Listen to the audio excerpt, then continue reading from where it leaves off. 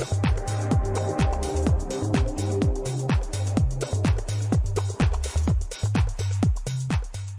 everybody, I'm Stu Dickinson. I'm the Chief Executive Officer of Vista Group. And I'm Matt Court, CFO with Vista Group. Thanks everybody for joining today. I hope this is a useful presentation, and it's pretty exciting to be able to talk to you about Vista Group. We've been around, listed in New Zealand since 2014, so a long history. But it all goes back to the movies and the technology and the solutions we provide support cinemas and also film distributors to monetize them, to create great experiences for us to go to the movies. And so I thought I'd start with a question to Matt. Matt, when were you last at the movies, and what did you see? I was at the movies on Monday night. Yeah, because I'm CFO. Pretty recent. It's the CFO and Monday night cheap seats, so fits my profile.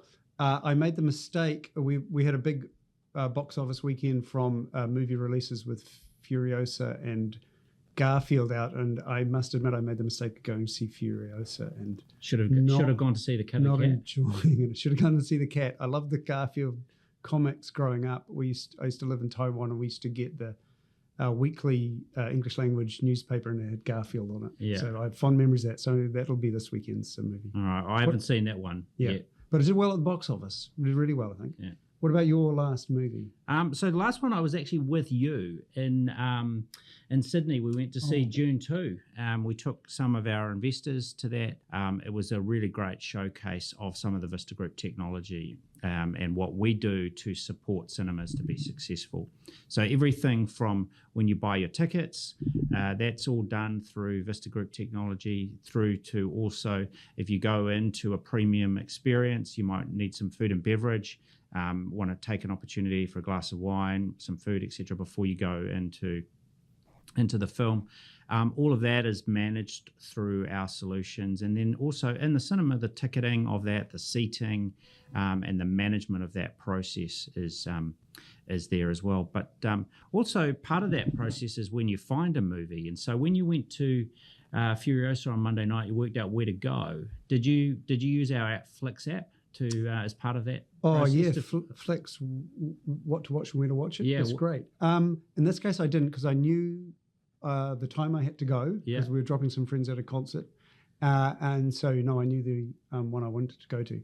But I think that finding the movie you want to go to is becoming increasingly more important. That's why the digital tools that we offer is more and more valuable, because how do you cut through? It's not just finding the movie you want to go to. We're in a space where cinemas and the cinematic experience has to maintain relevance from a competitive perspective versus going out for dinner or going to sports or theatre and those kind of things. So how to find the movie and be informed about it is key.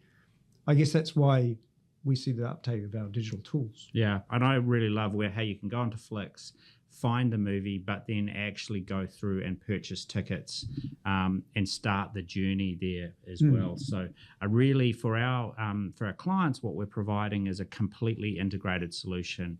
Enables movie discovery through to ticketing, seating, but also the process that sits behind that as well, which is around the operation of a cinema. And so that's making the decision each week as to what movies will show when, what screens they'll be put on, and ultimately then how that is commercialized through those experiences. And so this concept of a connected ecosystem is something that we're very focused on in Vista Group at the moment, which is around bringing these solutions together, which have traditionally been delivered in quite large sort of product areas and not necessarily really tied together.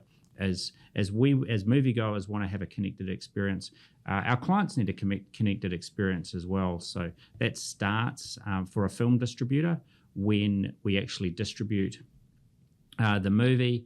That commercial relationship with the exhibitor is managed through our platform, and then it goes out into the cinema for showing, etc. And then when we think about and see a box office result on a Monday morning, what's happened in the weekend, the data that's collected, the analytics that are sitting across that, again, is all part of the Vista Group toolset. And so as a software organization, we're really focused around the complete vertical market of film and how we support the technology with that. And so that's the journey we've been on for a very large number of years. And we're on a big mission at the moment, Matt. Yeah, I think that's why cloud tech is amazing now, because before you had to put together so many disparate systems and try and make them work for your organization. Now, I'm not going to say it's easy, but it's more plausible when you can get critical mass in the cloud to plug things together in a I'm going to say seamless way from a moviegoer experience, but also as a business who runs cinemas, you make it cheaper to operate and get closer to your audience, and being able to scale cloud technology is the enabler of that. And so that's the conversation that we're having with our clients, leveraging the cloud to move out of their on-premise and the silo-based technology and into much more integrated, connected, resilient tech. And that's the opportunity in terms of investing in Vista Group as well. We're very focused on supporting our clients in the journey to the cloud, and then building on that platform once we've got everybody there in terms of the analytics, what we can do with AI and what we can do with some of the other areas as well. So it's a pretty exciting place to be at the moment.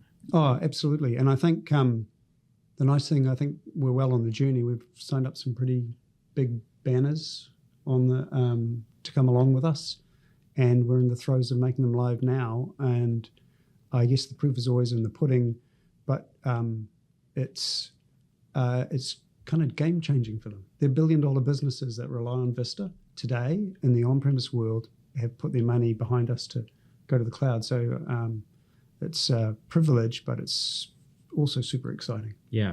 So entertainment, technology combined all together, it's a pretty cool place to be with lots of interesting things going on at Vista Group.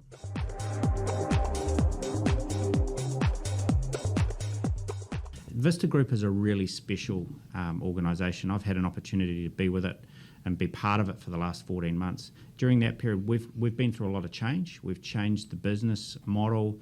We've brought our business together to enable us to deliver what we talk about in terms of this connected future concept for our clients. But the resilience of our team through that process has been incredibly encouraging. And so recently we've just won Auckland Employer of the Year, which is a massive,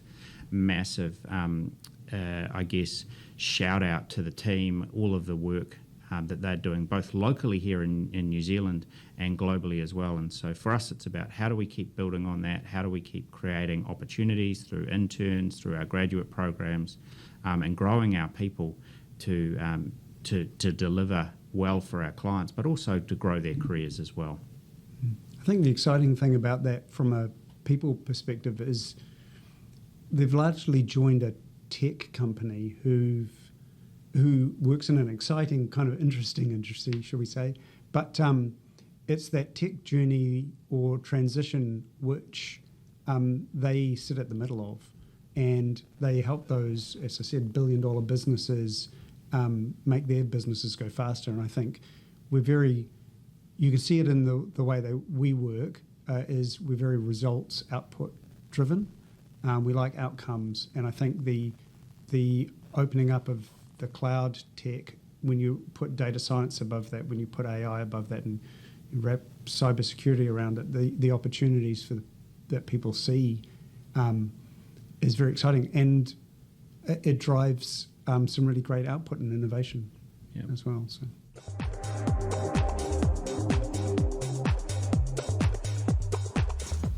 I think it's a constant opportunity for us, and so we've got some pretty big partnerships in place with organisations like Microsoft and AWS, who provide some of our core hosting infrastructure and cloud infrastructure, and we're really trying to leverage that.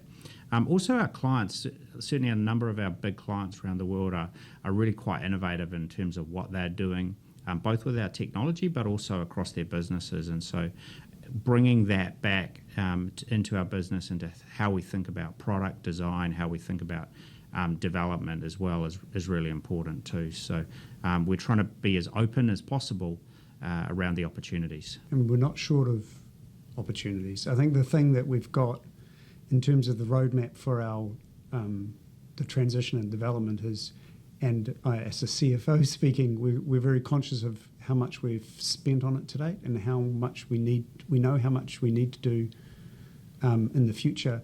We're putting the foundations in place. We've built a great business over many years, and now it's about really leveraging those foundations into the new technology, helping the clients be successful, creating opportunities for our people, and we can just keep going from there.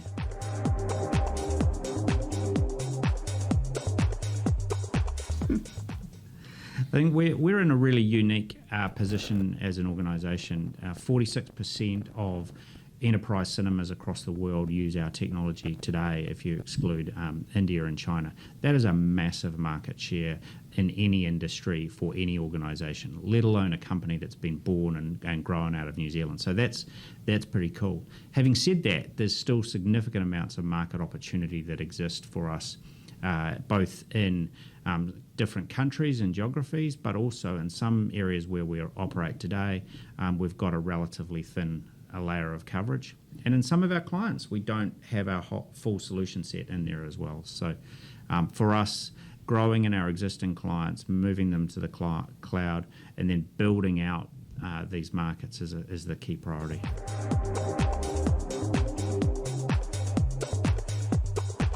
Hi, I'm Mark Malpass, the CEO of Steel & Tube. I've been in this role for about 6.5 years. I'm looking forward today to talking to NZ Direct about Steel & Tube, who we are, what we do, and our growth strategy. Steel & Tube sources steel products and infrastructure materials from a range of suppliers, and we provide solutions to customers. Our customers are anything from Bob the Builder to small DIY operators, all the way through to New Zealand's largest organisations.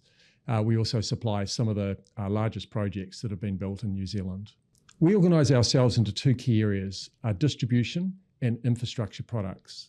So the distribution business is more a high volume, lower margin business unit. So these products could be anything from small fasteners to fittings and valves to large steel components.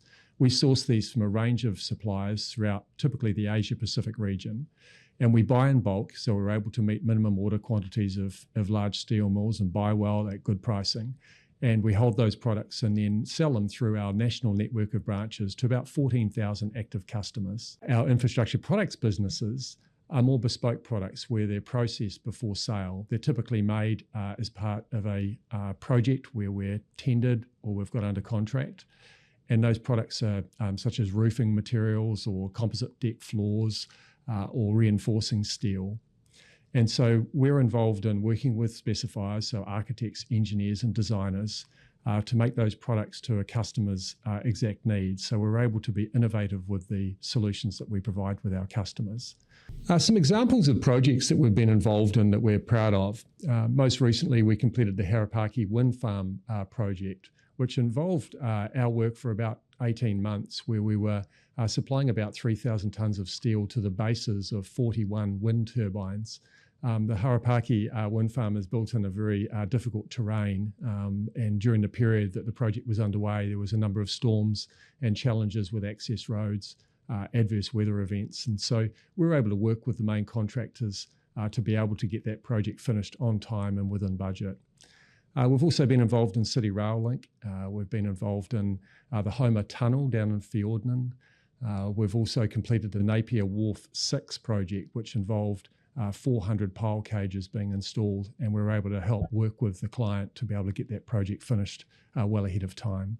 We also have a long-term contract with Kāinga Ora where we're involved in re-roofing social houses. So we do up to, this year it's been 2,700 houses that we've been involved with. We supply everything from hot tubs all the way through to stainless steel vats going into the viticulture and dairy industry. We also have a hurricane fencing brand that you'll see in dairy farms. So we have a very diverse range of products. Steel is a very resilient product. In fact, with the Hawke's Bay floods, we were on the scene very early to help with repair work, and we were involved with the Christchurch earthquake rebuilds as well. One of Steel & Tube's competitive advantages is that we supply a broad range of products into varying sectors. We're not overly exposed to any one sector. Manufacturing makes up about a third of our revenues, commercial construction another third.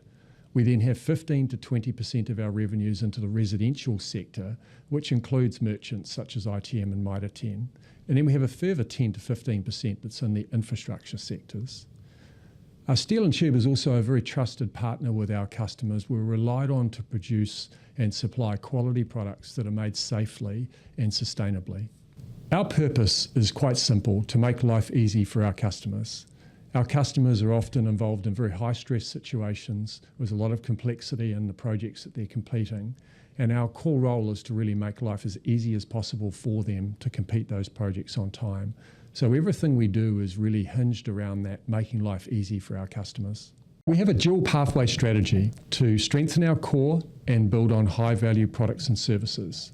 Strengthening the core is about building on the strong foundations that we already have in place.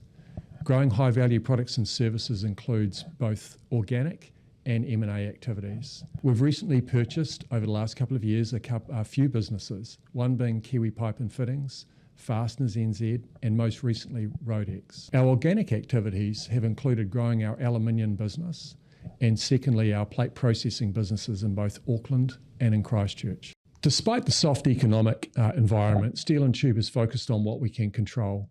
We've worked very closely with our customers to maintain market share and grow our margins. And we've also been able to control our costs carefully by offsetting inflation so that our costs are lower than they were in the prior period. We also have a robust balance sheet, which is capable of enabling further growth, both organically and inorganically. On Friday last week, we released our guidance for our expectations on our financial year 2024 up to the end of June 30. We're expecting our normalised EBIT to be between $14 and $15 million and normalised EBITDA to be between $35 and $36 million for the year. Net cash on hand is expected to be between $7 and $10 million.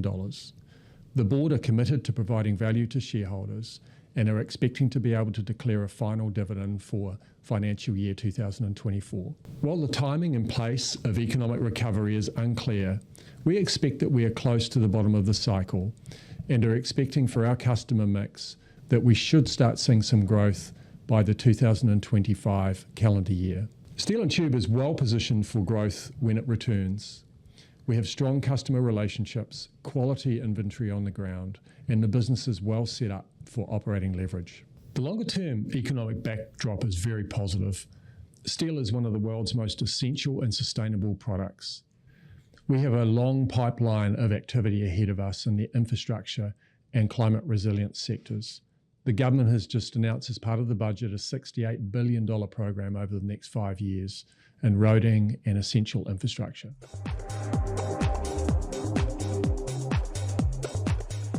We work hard to reduce the amount of carbon in our business. We really look across each of the three key areas. Scope 1 and Scope 2 for us is mainly around energy and waste. So the energy is really a couple of parts for us. First is fuel use and then electricity. On the fuel use side, this again makes good economic sense for us to try and reduce the amount of fuel that we're using. So we work hard to try and maximise the amount of steel that we can get on a truck.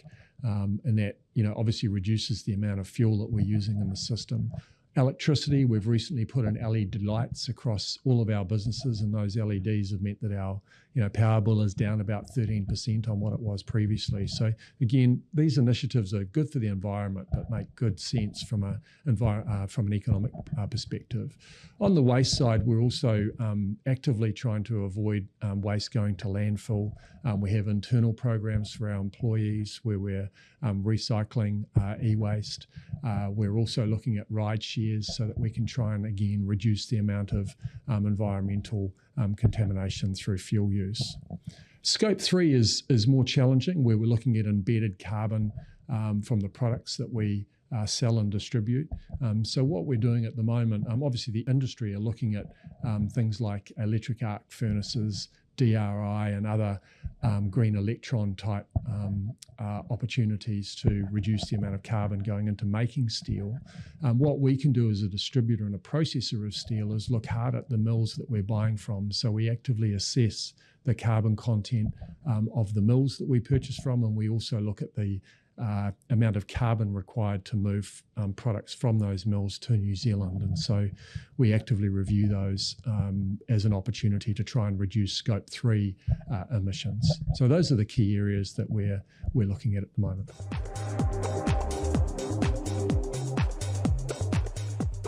We use technology and digital extensively within the business. It's used right from tracking and tracing order deliveries for customers. They can jump online and use our Stanley chatbot where they can find out where their order is or at what stage their invoice is at. We also use technology for staff training, so webinars and things that have enabled us to be able to get training through more frequently and in a way that is easier for our staff to absorb. We also were one of the first in the industries to deploy web stores. So that is now quite a major interface for our customers, where many of them prefer to use the web stores rather than calling in or emailing in orders. We use technology extensively for our demand forecasting. That enables us to minimise our inventories to those that are required for our customers. We're also using technology for procurement and extensively for pricing.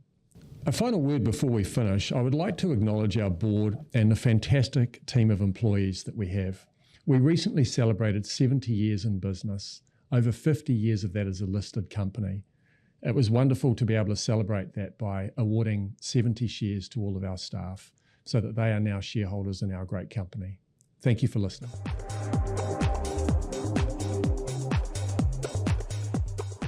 Hi, my name's Andrew and I'm the Chief Executive Officer at Radius Care. I've been in the role 2.5 years and I'm delighted to bring you a snapshot of Radius Care over the next few minutes. So firstly, Radius Care was founded 21 years ago. We turned 21 in October and are looking forward to the celebration.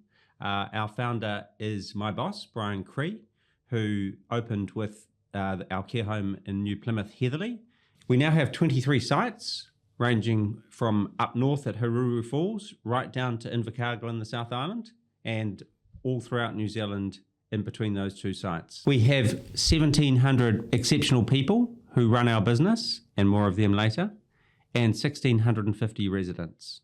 To our residents, we provide the highest acuity care. We provide hospital level care, dementia care up into D6 unit, and psychogeriatric care, as well as providing specialist healthcare services to in-need patients in the community, such as motor neuron disease and other diseases that need high acuity specialist care.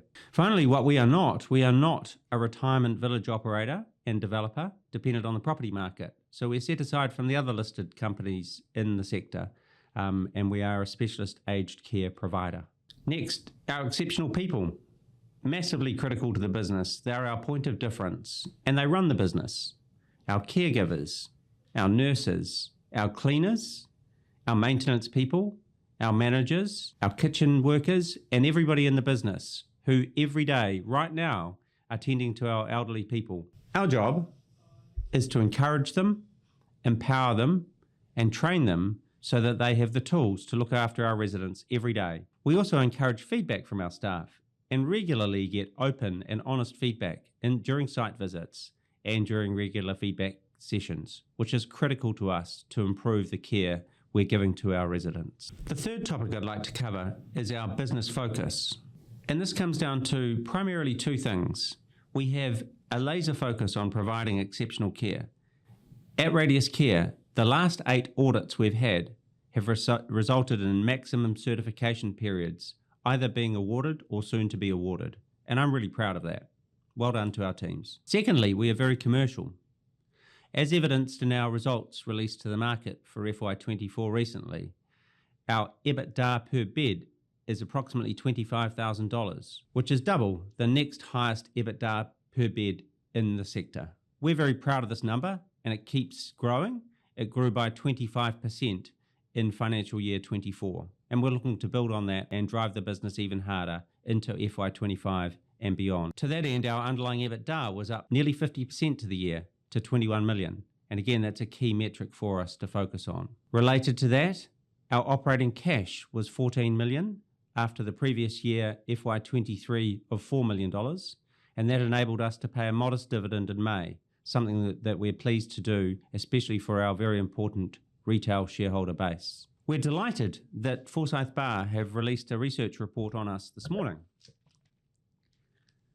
specifically on Radius Care and on the aged care industry, highlighting several of the aspects that I've talked to earlier. This follows recent interest in Radius Care in the last few weeks. And a couple of weeks ago, the Windhaven Group purchased 11% of Radius Care. Windhaven Group is owned by the Spencer family and are very experienced and seasoned investors. The first thing that the Forsyth Barr report does is set out the favourable industry dynamics that currently Radius Care is benefiting from. It talks also of our industry-leading profitability of $25,000 EBITDA per bed, our increase to accommodation supplements by $2 million in FY24, which was nearly $10 million a year, and a $2 million increase over FY23, and also our higher acuity and our extreme focus on efficiency and delivering high acuity care to a range of residents through the country. As a result, Forsyth Barr have a spot valuation of Radius Care of 26 cents.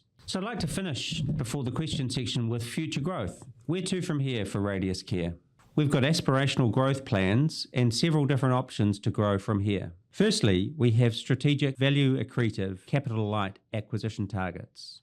Secondly, we'll look to continue to diversify our revenue streams beyond traditional aged care. That relates to providing wider healthcare services to a range of customers, including in their own home. It also relates to the continued expansion of R-Connect, our bureau services, and also providing leasehold options in relation to other large care operators where we can run their care homes for them. We also have development options, both brownfield and greenfield, at several sites. What we'll do with these many opportunities is look to see which has the maximum capital allocation out of these options and progress those over time. With all these opportunities, we'll have to apply them through a lens of the optimum capital allocation available for each opportunity as time progresses. And we're really excited to be able to progress some of these opportunities ASAP. Look, it's been a pleasure to share some of the existing momentum and future opportunities at Radius Care with you this afternoon. I now look forward to fielding some questions.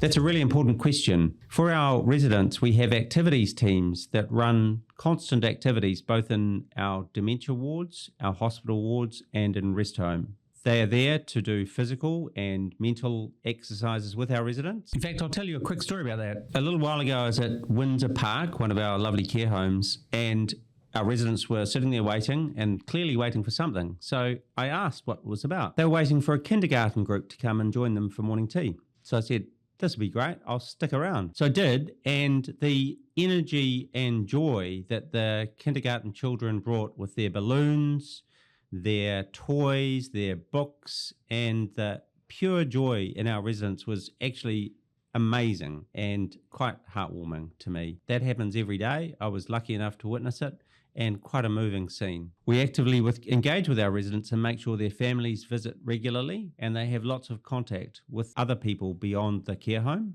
But within the care home, it's a very friendly environment as well, both in terms of eating together and communal living and the fun they have in their lounges, both with the activities coordinators and by themselves.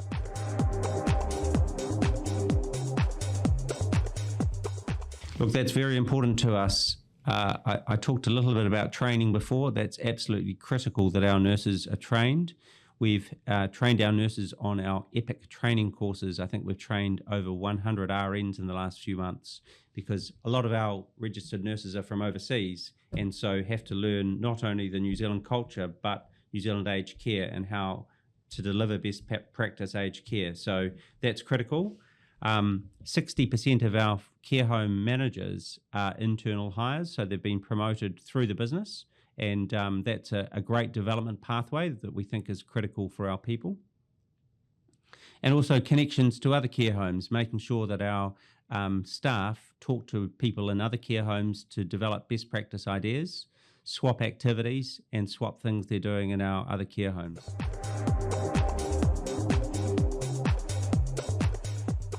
Yeah, look, great question. So we have developed the Radius Way. So Brian Cree, our founder, as I talked about before, has developed over the last couple of decades, and we've helped in the last few years to develop the Radius Way. So that's the people the systems and the processes that we deliver in relation to our care at the high acuity end of care to our residents every day. It's an efficient way of delivering care, and as I said before, it's meant that our last 8 audits have gained maximum certification, and we can deliver $25,000 per bed of EBITDA.